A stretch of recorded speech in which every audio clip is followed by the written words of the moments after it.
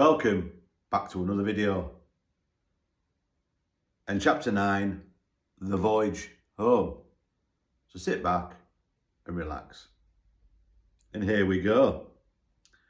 So we wake up to our last day and the flight home. Our flight was around 1900, 7 p.m.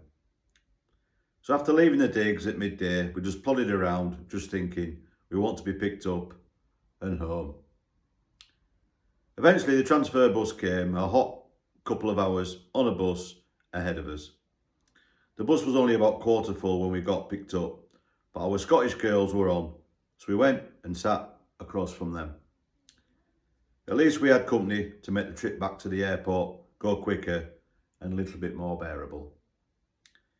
We got to the airport and stood in line. No online check-in back then.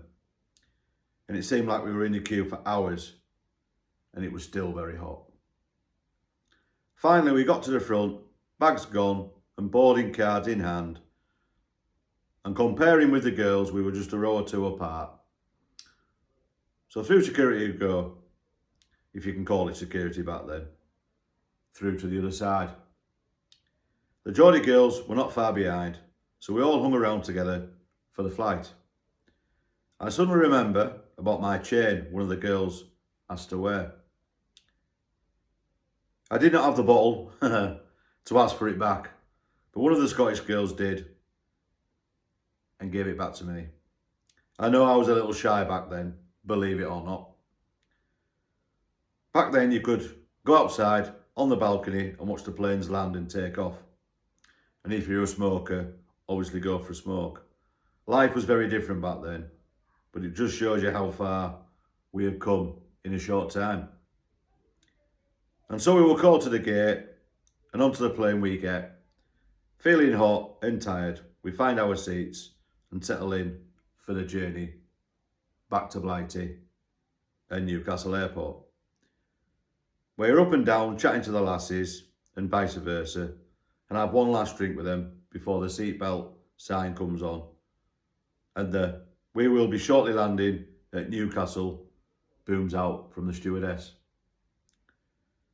And with a bump, we are back in Old Blighty. It's dark and about midnight. Off we get and head into the terminal through passport control and on to collect our luggage. We wait with the Scottish girls for their luggage and the Geordie girls come over and hugs all round and a dress is swapped. And you will have to pop up for a night out. You know the drill. Finally, we all have our cases. Jason's uncle was picking us up and the girls were supposed to be getting the bus or train back up to Dundee. We later found out their train was cancelled and they had to wait around for 4 hours till the first one of the following day.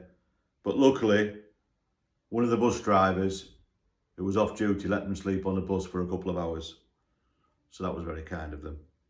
I felt so guilty we left them, but we weren't to know. There were tears when we said our goodbyes to our Scottish girls, hugs too, and it's only looking back you really realise we clicked and really bonded with the girls from Dundee. So we arrived back in Ripon around 2:30 a.m. in the morning, shattered beyond belief, and I had work at 8 a.m. Schoolboy error. I'm not proud, but I did throw a sickie. But don't tell anyone.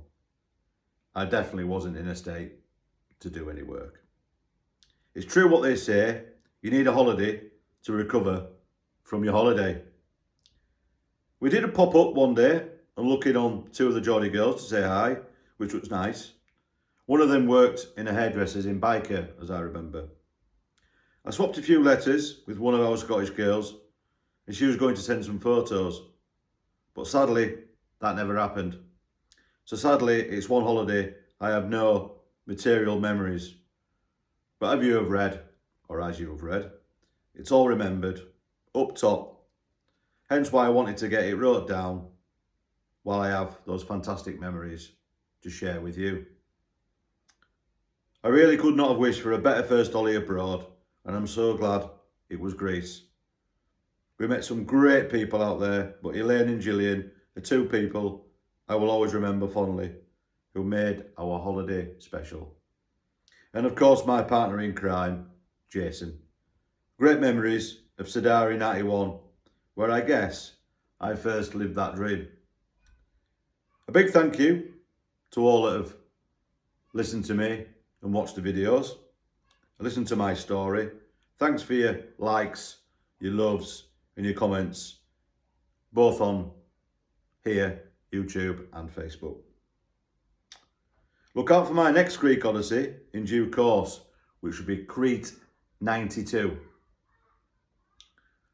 But coming up first will be my next Greek Odyssey, which will be Greek Easter on Zakynthos, early May. So hopefully you can join me on that. More to come. But finally, Eferisto and thank you, my friends, once again, for following me, watching me and supporting the channel. Stay safe, look after those around you. Until the next video, thank you once again.